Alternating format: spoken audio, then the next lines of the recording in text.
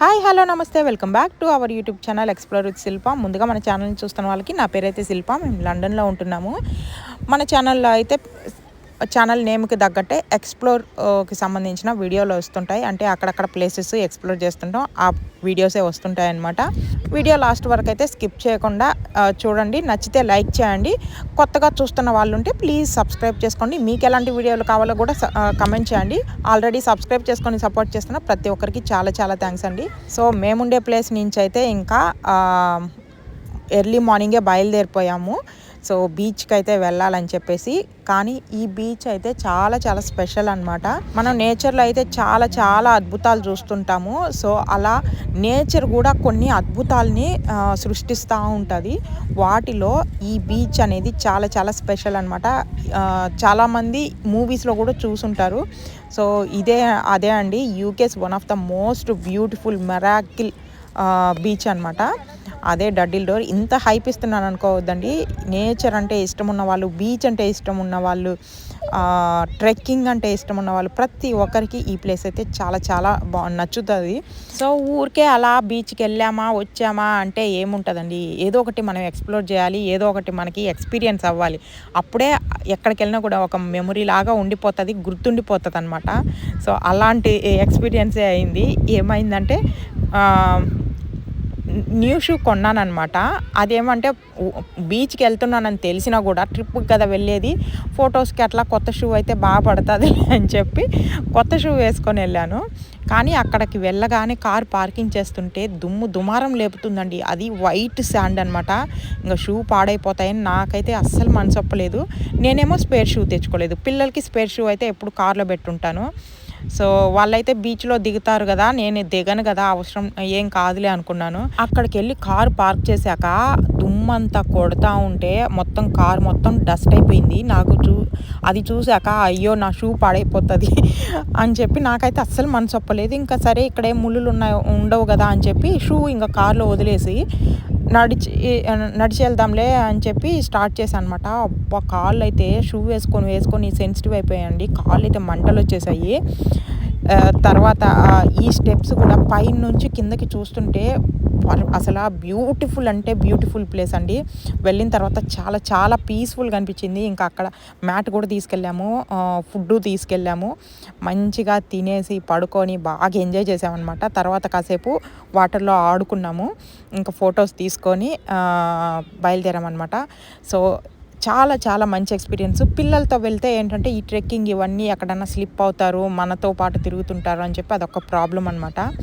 So అసలు అందరూ ఫోటోలు అయితే ఇది వచ్చేసి వేవ్స్, మొత్తం కొండ అనమాట. వాటర్లో వేవ్స్ వల్ల ఆ కొండ మధ్యలో ఇట్లా డోర్ లాగా ఏర్పడిపోయింది అనమాట, ఎంట్రీ లాగా. సో మేము అక్కడ ఉండగానే ఈ ఐస్ క్రీమ్ బండి కూడా వచ్చింది. అసలు చూడండి, బోట్లలో ఐస్ క్రీమ్ తీసుకొచ్చి అమ్ముతున్నారు. సమ్మర్లో అయితే ఈ ఎక్స్పీరియన్స్ కూడా చేయొచ్చు. కాకపోతే క్యాష్ ఎత్తుకెళ్ళండి. మాకు ఎప్పుడు చూసినా మా చేతిలో క్యాష్ ఉండదు, అదేంటో. సో చాలాసార్లు ఎక్స్పీరియన్స్ జరిగింది ఇలాంటిది, క్యాష్ ఎత్తుకొని పోకుండా ఉండదు. అయినా కూడా ఎప్పుడు ఎత్తుకోబోవన్నమాట. ప్రైస్ అయితే రీజనబుల్గానే అనిపించింది, నార్మల్గా పార్క్స్లో అట్లా ఉండే ప్రైజే. సో క్యాష్ అయితే క్యారీ చేయండి. మంచిగా బీచ్లో కూర్చొని ఐస్ క్రీమ్ తింటే కొంచెం మంచిగా అనిపిస్తుంది కదా.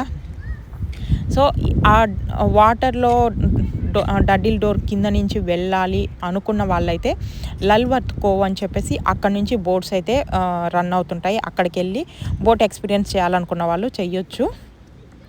సో అసలు ఎండకైతే ఫుల్ ట్యాన్ అయిపోతున్నామండి, ఫుల్ తిరిగాం. ఇదైతే ఈ వీడియో ఇప్పుడుది కాదు. సో ఇప్పటికి టైం కుదిరిందనమాట, 2025 ఆగస్టులోదనమాట ఇది. సో అప్పుడైతే వెళ్ళింది. దేనికైనా టైం రావాలి కదా, ఇప్పుడు సమ్మర్లో వెళ్ళే వాళ్ళకి యూజ్ అవుతుందని. సో ఇప్పటికన్నా ఆగస్టులో వెళ్తేనే ఎక్కువ సన్నీగా ఉంటుంది. So hat, sunglasses, water bottle ఇవి ఎక్కువగా క్యారీ చేసుకొని, ఇంకా మ్యాట్ కూడా తీసుకెళ్తే బెటర్. ఇంకా ఎవరి ఇష్టం వాళ్ళది. బీచ్లకి వెళ్ళేటప్పుడు అలాంటివి కొంచెం క్యారీ చేస్తే మంచిదన్నమాట. ఇంకా సన్ స్క్రీన్ అవైతే మస్ట్.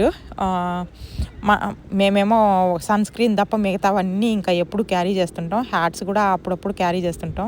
నేను చున్నీ కూడా మర్చిపోయా. సో, పార్కింగ్ చేసిన తర్వాత సగం దూరం వచ్చిన తర్వాత ఇంక పోతే పోయినాయి షూ, కాళ్ళు మంటలు పుడుతున్నాయి అనుకున్నాను. సో, మళ్ళీ వెనక్కి వెళ్దామంటే చాలా దూరం వచ్చేసా. కార్ పార్కింగ్ నుంచి కూడా ఈ బీచ్ ఎంట్రీ చాలా దూరం ఉంది. సో, ఒక్కసారి మీరు వెళ్ళేటప్పుడు చెక్ చేసుకొని పోండి. ఎందుకంటే స్టెప్స్ ఉన్నాయి కదా! స్టెప్స్ అయితే పాడైపోతూ ఉన్నాయంట. డ్యామేజ్ అవుతూ ఉన్నాయి. మేము వెళ్ళినప్పుడు కూడా చాలా అంటే చాలా ప్రాబ్లము. ఎవరైనా రిటర్న్ వెళ్ళే వాళ్ళు ఉంటే మనమైతే స్టాప్ అయిపోవాలి ఒక సైడ్‌కి. మనం దిగుతుంటే వేరే వాళ్ళు ఎక్కే వాళ్ళు వచ్చి ఒక సైడ్‌కి నిలబడాలనమాట. అంటే సింగిల్ వే మాత్రమే ఉందక్కడ. అదొక్కటి కొంచెం ప్రాబ్లమ్ అనిపించింది. ఇది వరల్డ్ హెరిటేజ్ సైట్ అనమాట. సో, చాలా మెయింటైన్ చేస్తున్నారు. ఇంకా వెళ్ళిన వాళ్ళు అక్కడ ఏమి వేయొద్దు. వాటర్ కూడా చాలా బ్యూటిఫుల్‌గా ఉన్నాయండి. స్విమ్మింగ్ చేసే వాళ్ళకి కూడా సూపర్ అంటే సూపరు. ఎందుకంటే అన్ని దగ్గరలా వాటర్ సరిగ్గా ఉండవు. కాకపోతే ఒక్కటి శాండ్ అయితే ఉండుంటే బాగుండేది. శాండ్ ఉండుంటే పిల్లలు ఇంకా సూపర్ ఎంజాయ్ చేసేవాళ్ళు. పిల్లలు చాలా బాగా ఎంజాయ్ చేశారు అయినా కూడాను. శాండ్ అయితే మంచిగా శాండ్ క్యాజిల్స్ అవన్నీ కట్టుకోవచ్చు. ఆగస్టులో వెళ్తే మంచిగా అందరూ ఎక్కువ జనాలు ఉంటారు. మంచిగా ఎంజాయ్ చేయొచ్చు. సో, అప్పటికైతే స్టెప్స్ కూడా క్లియర్ చేయొచ్చు. ప్రజెంట్ అయితే నేను కొన్ని వీడియోస్ చూస్తే రీసెంట్‌గా నాకు రికమెండేషన్ వచ్చిన వీడియోస్‌లో స్టెప్స్ డ్యామేజ్ అయ్యి ఉన్నాయి. ప్రజెంట్ ఎంటర్ కానివ్వడం లేదన్నారు. పైనుంచి కూడా వీడియోలు, ఫోటోలు తీసుకోవచ్చు కానీ ఆ థ్రిల్లింగ్ వేరు కదండీ. బీచ్ అంటేనే బీచ్‌లో దిగి కూర్చొని అక్కడ ఎంజాయ్ చేసి ఆ ఫొటోస్ తీసుకోండి. ఆ ఎక్స్‌పీరియన్స్ కూడా మంచిగుంటది. కాకపోతే అందరూ చాలా స్టెప్స్ ఉంటాయి. కాళ్ళు నొప్పులొస్తాయి. నడవాలి కూడా బీచ్ దగ్గరికి. సో, కాళ్ళు నొప్పులు, నడవలేని వాళ్ళు అట్లా ఉండేవాళ్ళైతే కొంచెం ఆలోచించండి. ఎందుకంటే టైర్డ్ అయిపోతారు. బీచ్‌కి వెళ్ళడం అంటేనే టైర్డ్ అయిపోతారు. ఇంత దూరం నడిచి స్టెప్స్ ఎక్కి, దిగి ఇంకా టైర్డ్ అవుతారనమాట. అదొక్కటి గుర్తుపెట్టుకోండి. అక్కడి నుంచి అయితే మేము మళ్ళీ బోన్మౌత్‌కి వెళ్ళామన్నమాట. సో, మేమైతే 2 డేస్ ట్రిప్ పెట్టుకున్నాము. సో, బోన్మౌత్‌లో అయితే మేము హోటల్ తీసుకున్నాము. హోటల్ తీసుకొని అందుకే డడిల్ డోర్‌కి ఎర్లీ మార్నింగ్ వెళ్ళేసి అక్కడ చూసుకొని, అంటే వెళ్ళేసరికి మాకు 2 అవర్స్ జర్నీ అనమాట. వెళ్ళేసరికి ఆఫ్టర్నూన్ అయిపోయింది ఆల్మోస్ట్. ఇంకా అక్కడి నుంచి మళ్ళీ రిటర్న్ బోన్మౌత్‌కి వచ్చి ఇంకా సరే అని చెప్పి ఇక్కడ చూద్దాం అనుకున్నాం. కానీ మొత్తం షాప్స్ అన్నీ క్లోజ్ చేసున్నారు. ఇవన్నీ చూసిన తర్వాత షాప్స్ అనుకున్నాము. తర్వాత అర్థమైంది ఇవి షాప్స్ కాదు, రూమ్స్ అంట ఇవి. బీచ్ వ్యూ ఎంజాయ్ చేయాలనుకున్న వాళ్ళకి ఇవి రూమ్స్ రెంట్‌కి ఇస్తారంట.